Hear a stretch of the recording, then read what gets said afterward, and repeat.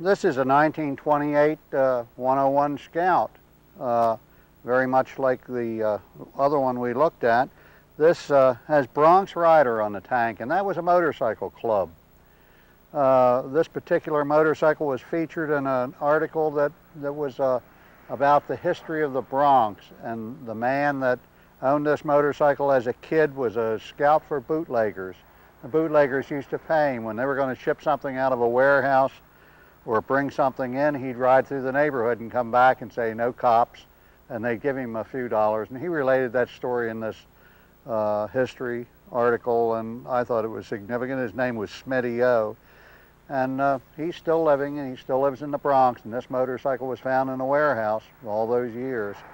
And it's a very, very nice example of an original 101 Scout.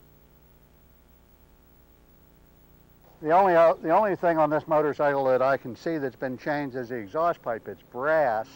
What they did years ago, they cut up brass beds and made exhaust pipes out of them. It's interesting riding an old machine. They're not at all like riding a modern motorcycle. It's harder on the body. They handle very well if the road conditions are suitable. But I like to just ride out in the country on back roads on a sunny day. There's nothing like it. And it's all a matter of recapturing your youth.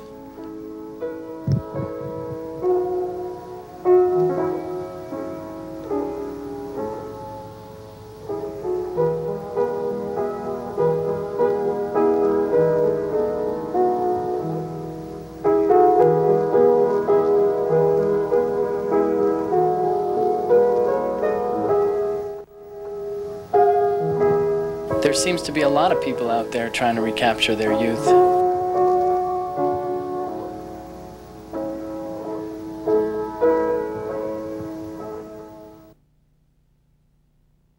Oh, I'm Pete Bolenbach from Dundee, Illinois.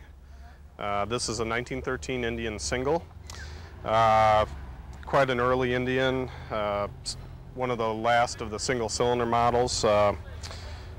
This bike was sold to a customer of mine, great-grandfather in 1914. Motorcycle, from what I understand, sat in a hardware store for years, and it was basically their demo model with all of the accessories on it.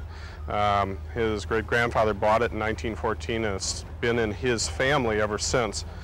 The bike was brought to me about a year and a half ago for restoration, because he had started restoring this bike in about 1953 and just never got it finished. So brought it to me and said, "Hey, I want the bike restored," and that's what we've done for him. It's kind of interesting. That's, I would guess, third generation in one family. A real fine piece.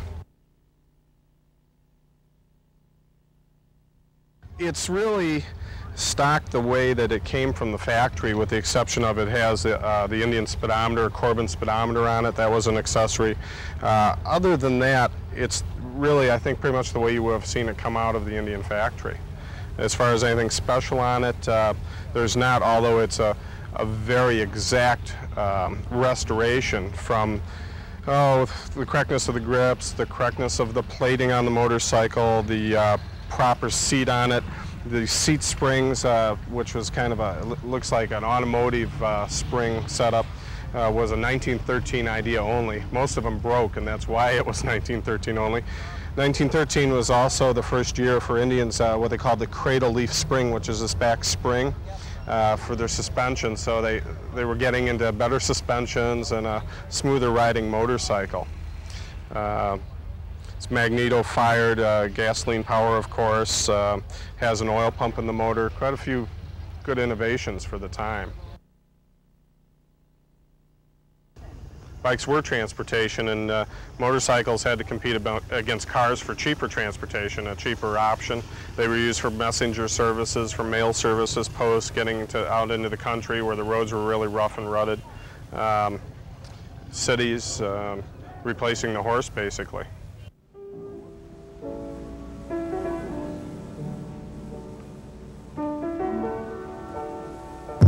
Just a fall. Go on. To tell my troubles to. All I do, just a photograph.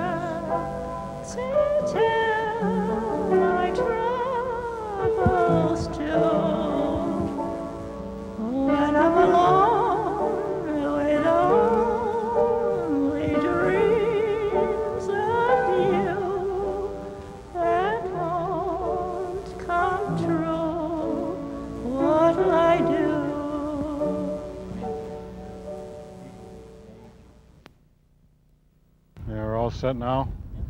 Yeah, I'm Paul Pierce, and this is my Indian Model O. The old timers called them nothing, Model Nothing. They're only made in 1917 and 18, and a few of them are carried over in 19, but that was just the little extras. And it's a post 2-cylinder, 1-cylinder ahead and 1 back, 180 degrees. 3-speed transmission with a foot clutch and a hand shift and a little hand throttle. And I guess that they came in Indian red, but I guess you might have been able to order different colors if you ordered them special at that time. And I don't know what else you need on there. I was riding motorcycles then. I started in '34. Well, I got started. A friend of mine had a 27 Indian Henderson, and I took a ride on that. It was 1934. But I had my first motorcycle in 1935. And I still got my 29 Indian 4 that I got in 1936. And that's the 34 Indian Chief that I have is down in the museum we got in 1939. But I met my wife. We got married in '44, just the end of the war. And then we rode the 34 Chief back to New York and down to Pennsylvania, the first races after the war.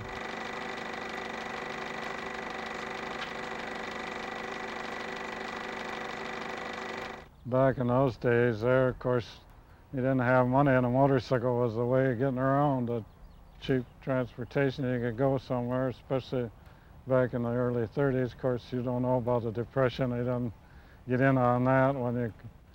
We used to go to probably over to Hill Climb or something. If you had $5, you're lucky. A hamburger, enough gas, and buy a ticket. But that's the way it was. But those days, you just rode a motorcycle to get places. Well, you want to go through the thing about a 1916 two-cycle Model K Indian? Well, this is a 1916 Indian Model K, and they were built in 1916 and 17. It's a single-cylinder, two-cycle, probably about 15 cubic inch, and it's a 3-speed with a foot clutch and an open flywheel and a little hand throttle they had back there. I don't know how many of them they made. I don't have any idea how many they made. I don't know if there's any other ones around running. There's some around, but I never seen any of them to meet running.